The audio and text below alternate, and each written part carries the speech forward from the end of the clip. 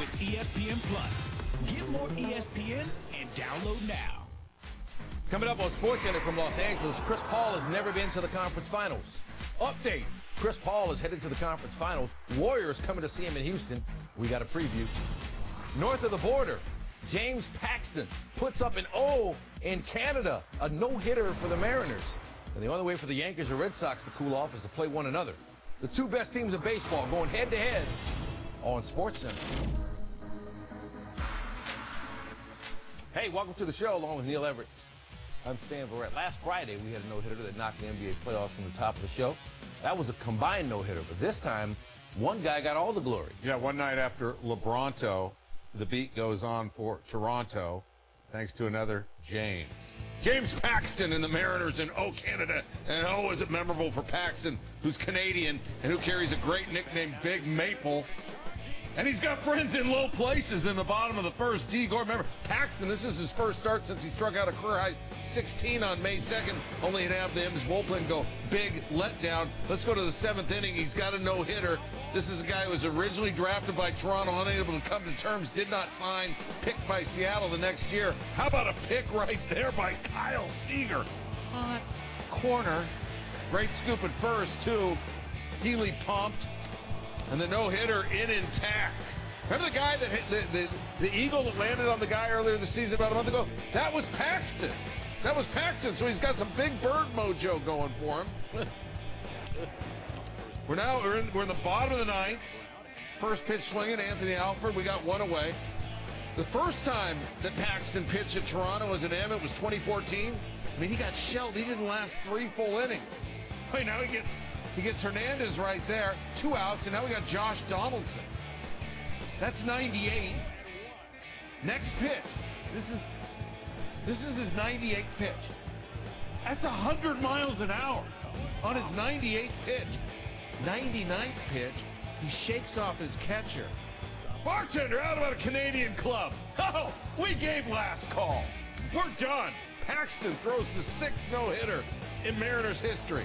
Hey, here's the call. Bristol J, turn it up to 11. Donaldson a couple of feet in the grave already. To Seager, the pick, the throw. Paxton has done it. It's a no-hitter. The left-hander from Laddish, British Columbia, has just no-hit the Blue Jays on his native soil. First Canadian to ever throw a no-hitter in Canada. You like apples? How about them apples? Hey, Mariners got a pretty good team going, too. Got a heck of a pitcher in Big Maple, 5-0 Seattle. I was in the zone. You know, I was focused on my approach, which was throwing strike one and getting ahead of guys and then putting them away. And really there was nothing else going on in my mind. I was aware that no hitter was going on. I was like, wow, this is crazy. And I mean, I went out there and just gave it everything I had. Pretty amazing to have it happen against the Blue Jays at home in Canada. Really great to have I had some family here tonight, some friends. You know, it's special to share that with them. And awesome that it was on TV in Ladner, BC, you know, on Rogers. So those are the only games I get over there. So all my friends and family got to watch over there too. What a story. What a night for the big left-hander. Let's go by the numbers. Second pitcher to strike out 15 or more, throw a no-hitter in consecutive games in big league history in either order. Max Scherzer also did it in June of 2015. Mad Max and Big Maple, there's some names. 6th no-hitter in M's history. First one on the road. Randy Johnson threw the first no-no for Seattle back in 1990. Felix Hernandez most notably threw the franchise's only perfect game in 2012. Paxton's 82nd career start. But his first complete game.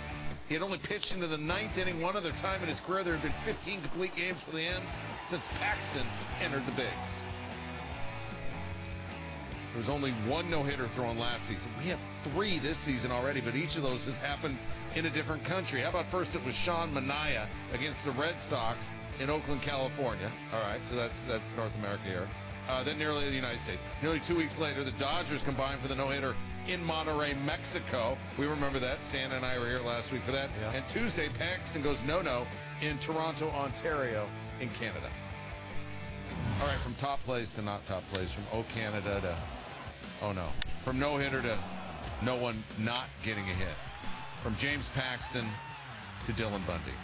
That's ahead on Sportscenter from Los Angeles. Pelicans and Warriors from Oakland. Golden State up 3-1, looking to get to a fourth straight Western Conference Finals. Trae Young was there to watch. He's a big Steph Curry fan. Kevin Durant led the NBA in ejections this season, and he got heated early. Durant spots up for three. Nikola Mirotic closes out, fouls Durant hard. Draymond Green says, nope. We're probably going to have more games to play, and we need you around. Meanwhile, Green gets in on the Pelicans huddle during the break. He learned a lot about what they were doing. He averaged a triple-double in the series. Under 3 minutes left in the second quarter, Pelicans down by one. Anthony Davis, 34 points, 19 boards, as playoff Rondo gets it to him. Under a minute to play in the second, tied at 54. Steph Curry loses it, gets it back to Kevin Durant for three. Warriors up three going into the half. The third quarter is when they have put teams away. Scoring differential plus 371 in the third quarter during the regular season. By far the best in the league, and here they come. Klay Thompson. He had 23. Curry is going to get there. 14 straight home playoff wins for the Warriors. One more would tie the 90-91 Bulls for an NBA record. Durant from Curry. 24 for Durant.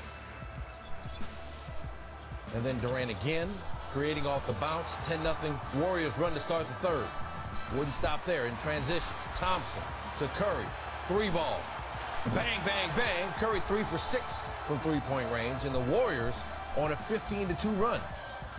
Just under 2 minutes later, Warriors by 18. Why stop now? Curry from way out there.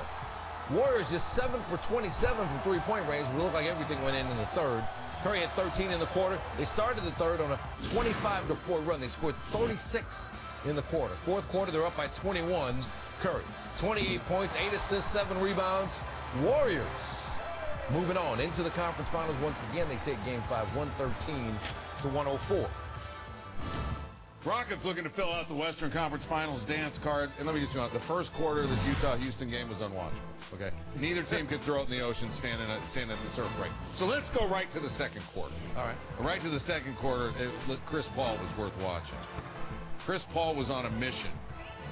19 seconds after that, three hits another three.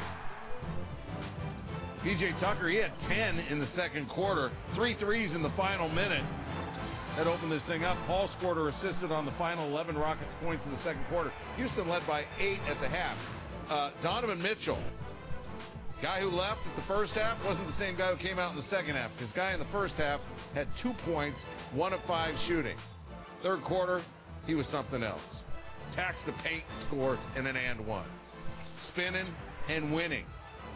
Tucker hit threes in your face. Mitchell, 22 in the third. That's most in any quarter in his career. He outscored the Rockets 22-21. Utah plus 3 after 3. Hey, maybe that Western Conference Final dance card won't be completed. James Harden, the steal from Mitchell, but while you see what's going on at that end, let's go back to the other end, because this is it for Mitchell. He's out. He's out knee to knee there. He returned to the court late, did not return to the game. Chris Paul never left this game. Chris Paul, didn't matter if Donovan Mitchell was staying in the game. Chris Paul was not losing this game. Utah, no Rubio, no Exum, so they're down to their third-string point guard, and Chris Paul's just taking advantage.